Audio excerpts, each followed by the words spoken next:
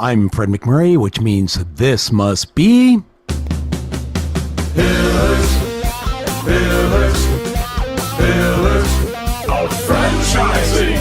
Pillars, pillars, pillars of franchising.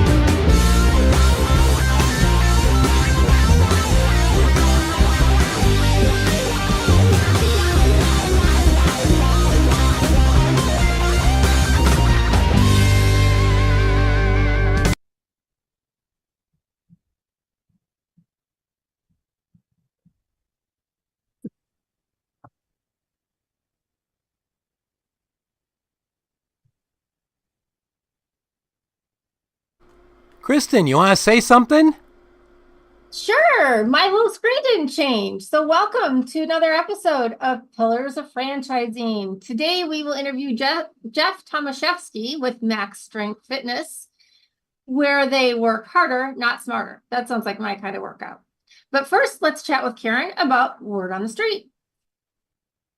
Hey, Karen. Hey, Kristen. How are you today? I'm very good.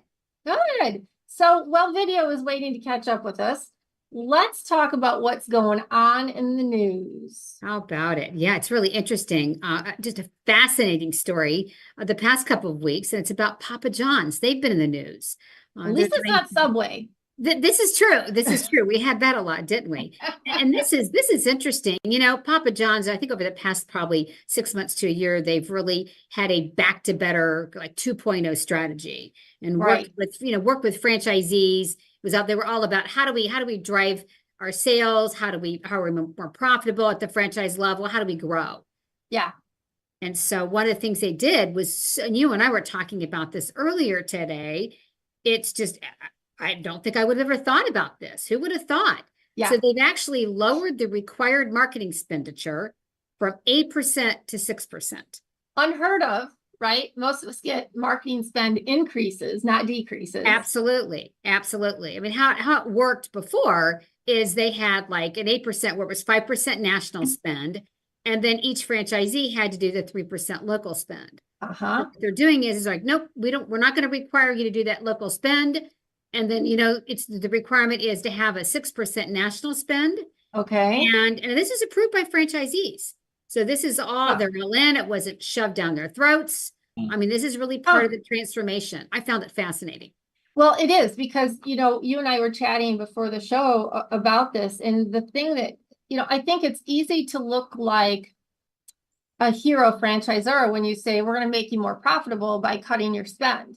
Now, the fine balance happens to be, can they cut the spend without impacting market share, right? And it's almost like it can't be cut and dried for everybody, because if you're opening a store in a market that maybe doesn't have Papa John's, you know, some of these remote places like where I used to live, you have to have some local spend. But the flip side I find is just like Ray and I had with our Molly Maid businesses. When you do local spend, a lot of it used to be in print. Well, think about shared mail, your money mailer, all the Val packs, right? We used to say, well, people open those when they're looking for pizza coupons. Absolutely. Well, maybe today they're not looking there for pizza coupons. Maybe they're also looking at, like everybody else does, online. Agree. And what I found interesting, you know, you mentioned the new, they've also added a caveat in this, where for new franchisees, or if you open into like a new market, because they're looking for people to actually go into some of those untapped markets. Yeah. I think it's like so the first 5 years of operations, these franchisees do not have to actually contribute to the fund, the marketing fund. And I think that's because, you know, you talked about it, because if you're in a new market, you are going to have to do some local marketing spend. You know, if you're right. If you're established, not so much. Yeah. I found that interesting, where they really took a look at that, and for the growth, you know, because if you think about it, that profitability, those first few years, it's really important, and you need to continue to contribute those local marketing dollars. Yeah. I thought that was fascinating as well. Yeah. I would really love to hear from a Papa John's owner, or somebody who's had something like this happen before. I mean, the great thing is Papa John is pretty much a national restaurant chain, been around for a long time. Right. So they may be hard pressed finding somebody who doesn't know who they are or hasn't seen their pizza commercial on a football game or whatever, right? True. But it does still concern me because I would think that there still has to be some kind of a community tie, community involvement, right? And I guess it varies depending on the type of business you have. The guest we're going to be talking to today, to me is a very community centric type of business where maybe pizza just isn't. Exactly. Pizza's a pizza, right? Yeah. And the other concern, so you have that. So you've got the community. Another concern of mine is, well, then how can you be reassured that they're going to spend those national dollars? So hopefully they have some kind of a committee, or maybe it's the franchise committee. I don't know how that's structured. Yeah. I don't know about you, but I want to know where my marketing dollars are being spent, because if I'm contributing to a national campaign, it's still going to affect my business. Oh yeah. Well, we've seen some marketing campaigns in the past that, well, they are national campaigns. Well, corporate has sent them out. Maybe they weren't quite as successful. So I think it's important that the franchisor share not only where those dollars are going, but the impact of those dollars. Are they call to action types of campaigns, and are they? Who knows? Are they going to Twitter? Are they going to TikTok? We just don't know. And hopefully the franchisees do, and they understand the market share and what that's going to look like in terms of growing sales. The worst thing I think that could happen out of this is they cut that marketing spend and then we see their sales plummet. I know. So, and I have to say, Karen, because we're both from Chicago, my comment to say a pizza is a pizza is a pizza, we're going to get some grief for that, because we know that a Papa John's pizza does not play on the same platform as a Lou Malnati's. Exactly. But it's different markets. So it's great that we can have all these pizza franchises and chains, because they appeal to different markets. Yeah, Papa John's was my college pizza, $5 for a cheese pizza, right? Everyone's scrambling for pennies and nickels, whatever we had to do to make a pizza, but still good quality. And I wish all the franchisees out there the best with this new way of doing business and marketing. Love the creativity and the innovation. Absolutely. And then we'll be right back as we bring our guest in. Well, look at who popped up. I'm here. Well, Ray, where you been? That means I'm not there. Yeah. Hey, I think that you heard us talking about pizza. Yes, I got hungry. Yeah, I decided to just pop in. Yep, absolutely. Yes, I just got back from Florida. So, nice. And it's interesting, people are moving to Florida because it's supposed to be warmer. It wasn't. Yeah. It was in the 40s. And in some cases, it got down to 31 degrees. Wow, really? Yeah. Okay, and here's the funny thing. Real estate prices are going up, right? So I have to tell you, I'd be really ticked off if I paid top dollar to move to Florida and then I get the same weather as I have in the Midwest. Yeah. Like, that's totally a gyp job. I don't get that. But so what can you tell us? Did you do any cool stuff? I mean, your retired life of franchising, it seems to be pretty fruitful so far. Yeah, I'm hanging around with good friends. I belong to a couple of RV clubs. Nice. And we've been meeting up all across Florida and Georgia as well, southern Georgia, along the coast there. So it's fun to get together with friends.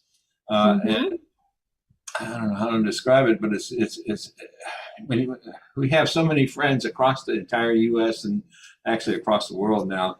But it's just fun getting together and rehashing old times that we've had together. And so if people are wondering, like, well, how in the heck did you get there, Ray? Like, how did you get to this point? I mean, you kind of retired how many years into your franchise? Probably. All right. So I think you could say we officially retired when I bought my first RV in 2017. Okay. So, and then, so at that time it was more like part-time traveling. And when COVID hit, it was ideal to stay away from other people. So when you're in your RV, you're pretty much away from a lot of people, but we didn't adhere to that when we got together. Right. Yeah, Right. no, it is difficult. Well, we're so glad to see you. And I think 2017 put you at about 15 years or so. Is that Yeah, approximately yeah, right? Before yeah. you got to say, Yeah, and I'm extremely blessed. I have my son who's in the business now, so he pretty much Mhm. watches over everything. And as an example, today we had two meetings with insurers, which is always yeah, interesting. But yeah, he's pretty much taken over the business. that's awesome. So for those of you looking to own a service business, be sure on your break-even analysis and cash flow statements that you include the not so comfortable price of insurance. Yeah. Ray, thank you for sharing your journey with us. I'm glad to see that you're still enjoying your retirement. All Absolutely. on behalf of your hardworking son over there at Molly Maid of Aurora. Yes. Yeah, he's doing a great job too. So actually, it's not just him. I have a great group of managers who are doing a fantastic job. They run it like it's theirs, and that's That's exactly excellent. what I want. There's the culture you talk about all the time. Absolutely. Yep. Hey, Very good. franchise owners, how's your local marketing? Do you feel like you could use some help keeping up with your social media posts and comments and reviews? Do you wonder if you could be doing more to attract local customers? Are you able to identify new move-ins to your local area? At Westvine, we help franchisees like you reach more local customers through digital marketing. With daily monitoring, creative content, and ad placement, and customer data intelligence, we'll get your business in front of the people who want your products or services. We also work with franchisors who need an agency to handle the digital marketing for all of their locations. If you're ready to reach more local customers, give us a call at 805-265-5440 or visit us at westvine.com. That's 805-265-5440 or westvine.com.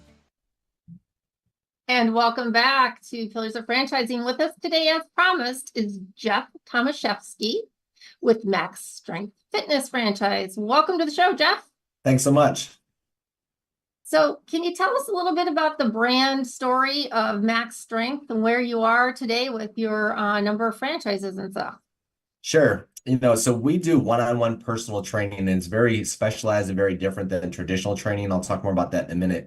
My background, though, is physical therapy and sports medicine. I grew up and graduated as an athletic trainer and a strength coach.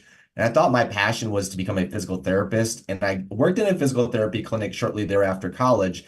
But the problem was after patients get insurance limitations, they get 8 or 9 visits, and then all of a sudden they're cut off and they're left to go do anything on their own with a home program. Well, as we all know, most people are non-compliant with that. Right. So I got disenamored with the industry, and I said, there's got to be a better way. When I was working in physical therapy, a colleague of mine stumbled upon a strength training protocol that we actually started implementing with our patients at that time. And so what we call it is a high intensity, low force, or a constant tension protocol. In nuts and bolts perspective, we lift the weights in about 8 to 10 seconds and we lower them at that speed. We want tension on the muscle the entire time. It robs the body momentum. It takes all the stress off the joints. So it's efficient, effective, but most importantly, it's safe. So our workouts are total body, in, out, back to your busy day, 20 minutes, twice a week without breaking a sweat. And that's important because we keep our temperatures controlled at about 68 degrees Fahrenheit inside of our studios. And we keep the temperature controlled because we want to keep the body as efficient as possible. So as you start to work out, your body produces internal heat. We want to get rid of that heat really quick. So just like your car, if it overheats, it doesn't run as well. It's a mechanical process. So we keep the body cool by keeping the temperature cool, and we have fans throughout the facility to dissipate heat. Now, the bonus, our clients can literally come in, train, they can wear whatever they want. Most of them just wear street clothes, business clothes, in, out, back to their busy day. They don't have to worry about showering or grooming. We don't even have shower facilities on site. So it's one set to fatigue, total body workout, 20 minutes, back to your busy day. I love it. Nice and nice in, out, convenient, and results. Yeah, it's all about quality of exercise. So, all the research will show that it's the quality or the intensity of the exercise that dictates change in the body. It's not necessarily the volume or frequency. So I'm always asking the question, what's the least amount of time I can spend exercising and get my biggest ROI, if you will, my biggest bang for my buck, my return on investment. And we tailor to typically 45 to 50 and above.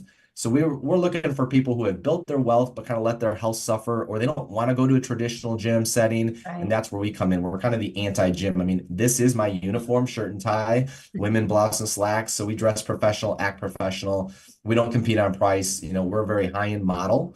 And that's why when I first started business almost 20 years ago, the first business book I ever read was The E-Myth by Michael Gerber. Yes. And that's all about creating systems and processes in your business as if you're going to franchise it, even if you don't ever do it. Because what that gives you is freedom to run a business and not own a job, which a lot of technicians come in when they open a business, they're really good at the skill and the craft, but they don't have any business acumen. Like me, I mean, I have no formal business training whatsoever. I really shouldn't even be where I'm at today, but with hard work, tenacity, and resiliency, here we are.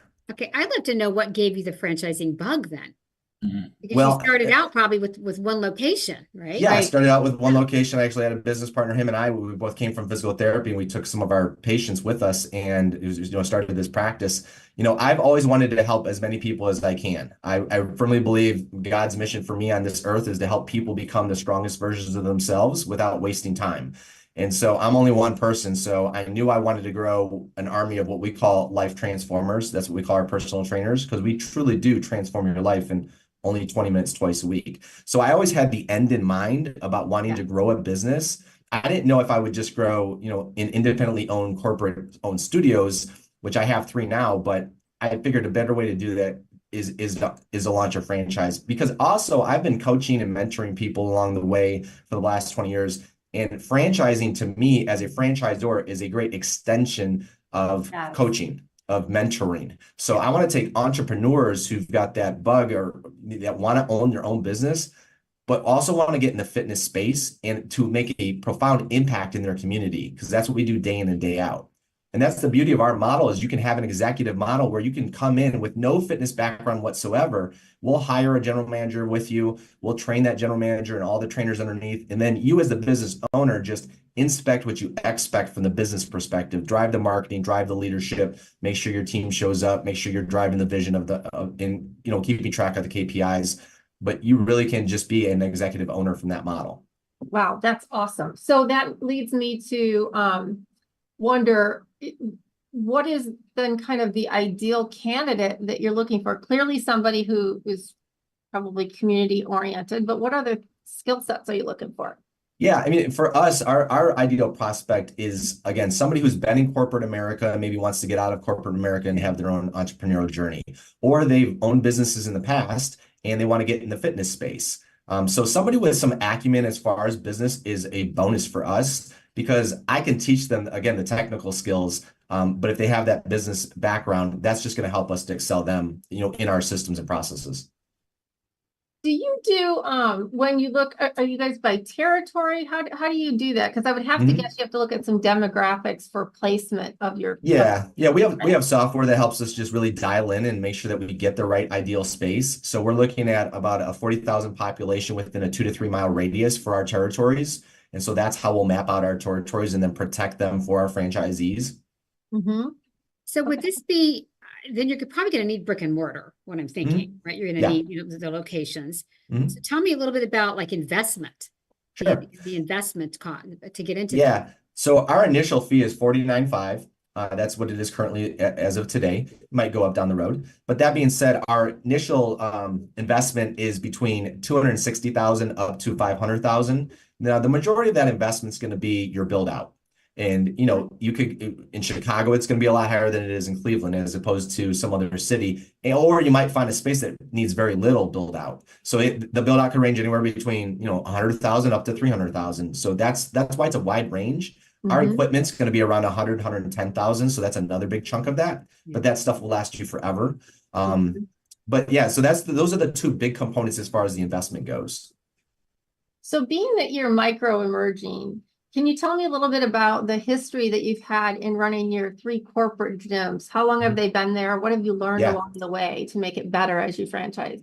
Yeah, so my oldest studio it will be 17 years here in May. So I've been doing this quite a while. Yeah. And then my second oldest studio will be 7 years here in May. And then we just opened up a third corporate studio last year in October. Wow. And we just sold our first franchisee last year in May, and we'll be opening up here next week, actually, in Niceville, Florida. So in the Panhandle near Awesome. Destin. She Okay. bought a 2-pack, so she'll open up Niceville first, and then she'll go into Destin. We just had a confirmation day yesterday with a group out of Texas, so hopefully we can award them soon. And we've got a lot in the pipeline. So we're really looking at trying to build this as not as quickly as we can, because I want to make sure that we grow it right. But Yeah. you know, I have high expectations and high goals, because again, I'm one person and I want to help as many people as we can. Well, I think the good thing about, we talk to emerging brands all the time. What I really enjoy about that is, first of all, we can certainly get the passion and purpose behind what you've done, to get to this point. But I think the one thing I'd like to know about is, what kind of culture are you building with your new franchisees? Yeah, culture is huge for us. That's how I hire in my internal with my team at MaxStrength Fitness Corporate. We hire by our culture, we fire by our culture, we reevaluate by our culture. So our core values are tried and proven throughout our system and time again. So one of our core values is Kaizen, constant steady improvement. We're always trying to grow, trying to learn, right? Over deliver, give more in value to a client than they give us in payment. And our average client's going to pay us around $480 per month. So we always need to show up and surprise and delight and do things that's unexpected of us for them. Personal, professional responsibility, efficient, effective, and safe. That's our whole protocol. So we have our core values in place, and that's what we instill with our franchisees moving forward. Live and breathe and eat those core values. And as long as everything we do resonates with them, we're going to have a successful culture within the business and a great place for people to work. Love it. Love it. It's so key. And I love it that it seems like you're not even just talking about it. You've designed a system around it, and even you've been very intentional on who you hire to help support the franchisees as well. Yeah, we can teach the technical aspect for my trainers too. The soft skills and how to be polite and how to be nice and how to smile. Those are things that you want inherently already into a person. So bringing them in.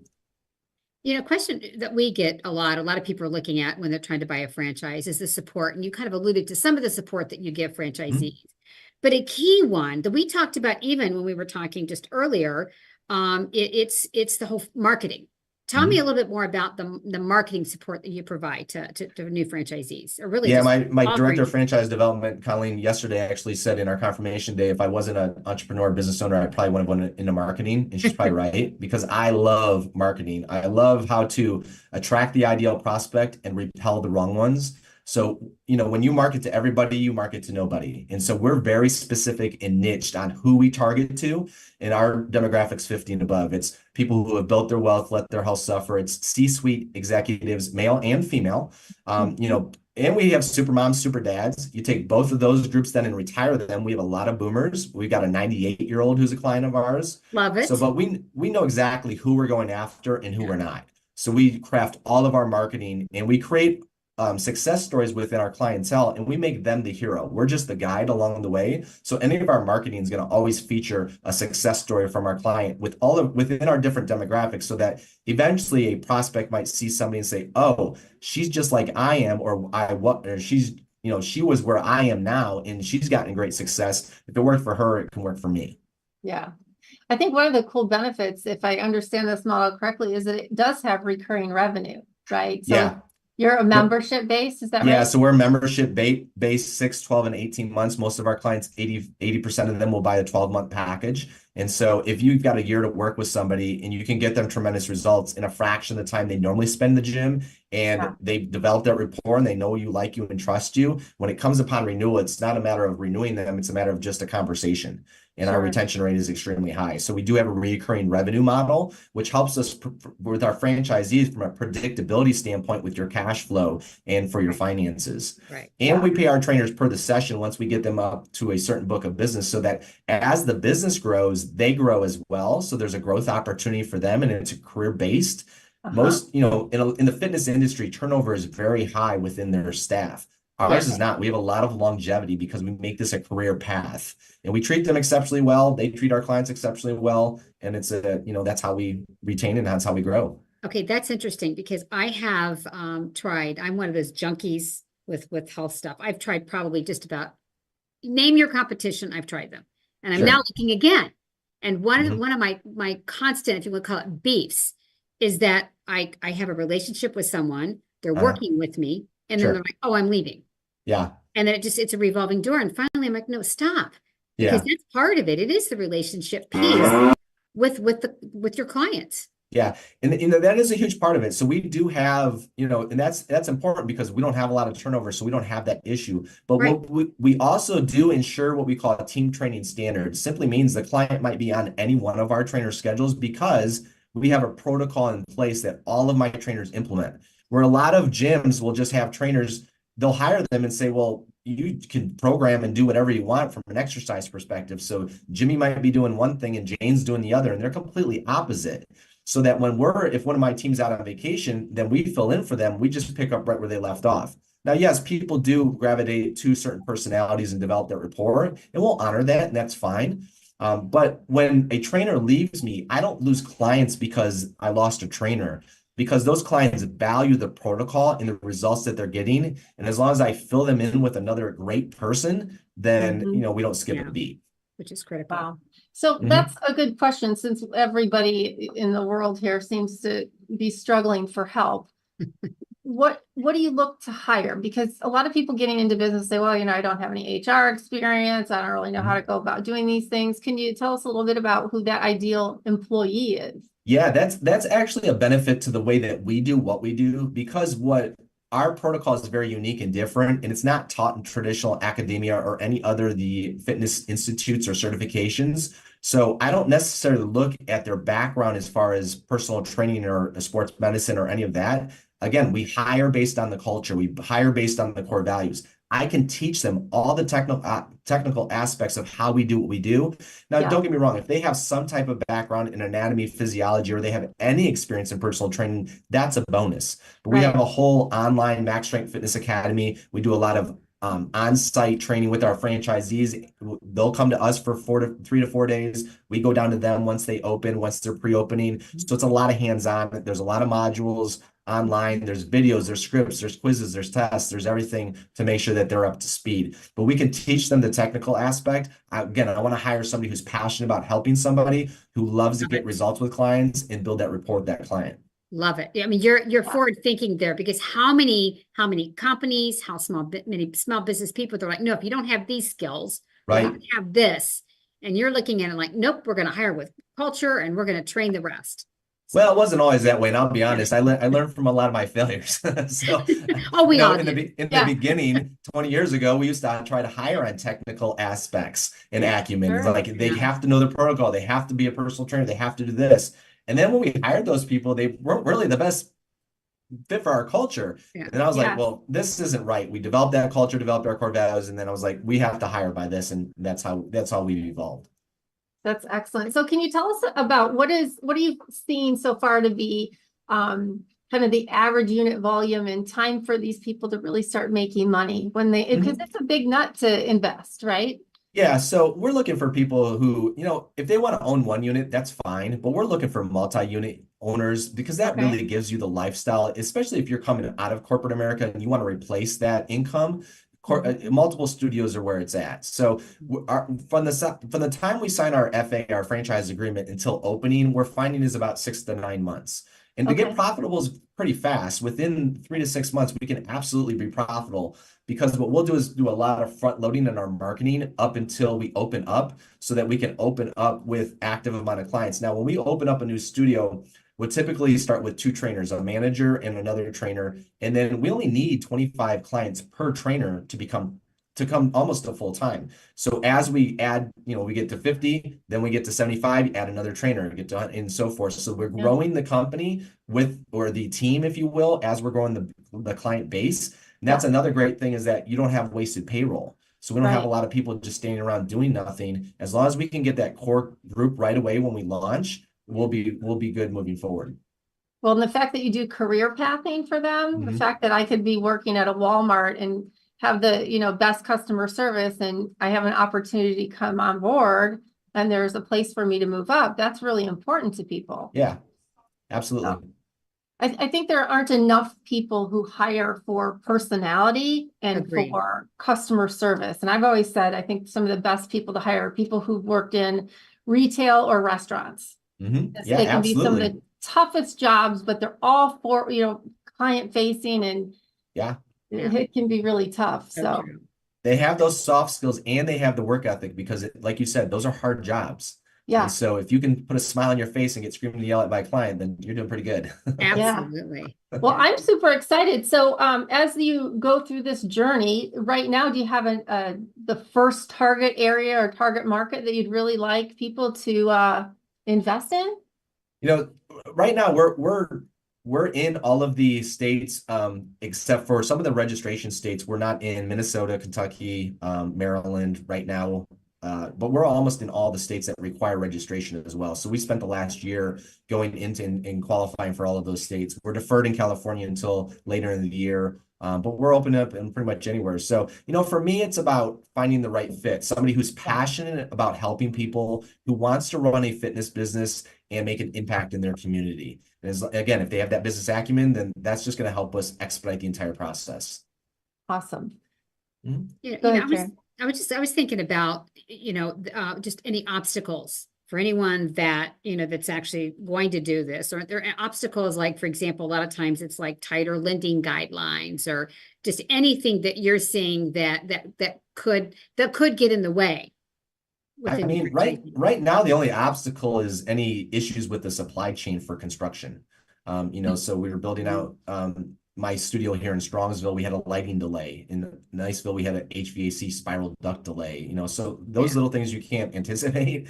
But most things are pretty much back into the stream, being delivered on time and timely manner. So right now for us, it's not really, we haven't experienced anything so far, but we're in our infancy too. Yeah. 'Cause we always talk about that, don't we, Kristen, when we're talking about how to make sure that the franchisee, these things happen and making sure to have those conversations with them to be prepared. Yeah, absolutely. And when it comes to funding, a lot of people are a little skittish right now because the interest rates, but the reality is there are a lot of different ways that you can fund a business. And, because yours can certainly add up in terms of investment of where they are, like your example of Chicago, right? Sure. I mean, there's a lot of people out there that don't realize you can use your 401k to fund it. Key thing, right? Don't have a bankruptcy and have a good credit score. Because those open the doors to a lot of different opportunities. And we've worked with all kinds of different lenders from Benetrends to Fund My Franchise that have a myriad of options when it comes to funding. So any last thoughts? Oh, I know what we need to get from you is what are the 3 areas of your FDD that you want to make sure everybody takes a look at? Well, we talked about item 7, which is your initial investments, the $49.5 for the initial fee, and then the range between $260 and $500. That's important, obviously, for people to understand so that they're well capitalized going into the venture. The other thing I would say is our item 19. So because we don't have franchisees to support an item 19, we used our corporate studios, where in last year our corporate studios did 1.5 million combined, so around 700 to 800,000 per unit, with a gross net margin of 28%. So we have some good margins in the business. So some of fitness businesses, they're lower tier, they're lower price point. Ours is not. It's a higher end brand. It's a higher end model. It's a reoccurring revenue. Those are the main things I want people to understand when they're looking for the numbers through the FDD. Okay. Excellent. I usually advise people too, when you have a micro emerging brand, one of the things you want to look at is not it, because a lot of times item 19s, it's such a small pool that you're looking at. So Sure. I often recommend that they take a look at the leadership team and the success that the leaders of the company have had in other models, in other businesses, because that is a lot of times indicative of not only a culture, but I like to call it the winning culture, right? So if they've been successful in the past in growing a brand or growing a company, at least they've had experience in that. So, I don't like to put people or steer people away from emerging brands because I think it's great for some people, but there are certainly others that need a more secure, data-driven type of franchise to look at. Well, Jeff, everybody started at 0, so we're just there now. So that's right. We'll get there. Yeah, I'm super excited. Can't wait to see how you grow. And I think I'm one of your best customers in that I pay for my lifetime membership and never go. So That's what they hope. That's what they Okay, hope. I know. No, Because if everybody showed up, they'd be out of business because they couldn't accommodate everybody that signed up for their It is so low value true. membership. yes, Yeah. and because we never know where Ray's going to pop up. Ray, do you That's have right. something to say about having a membership and never showing up? Yeah, it's happened to me. I think all of us, right? That's how Yeah. Yeah. that's how they probably make their money. Yeah. Yeah, yeah. Ray, do you have any questions for Jeff? I have one question. Your name, MaxStrength, it kind of implies bulking up, but that's not what you're talking about, is it?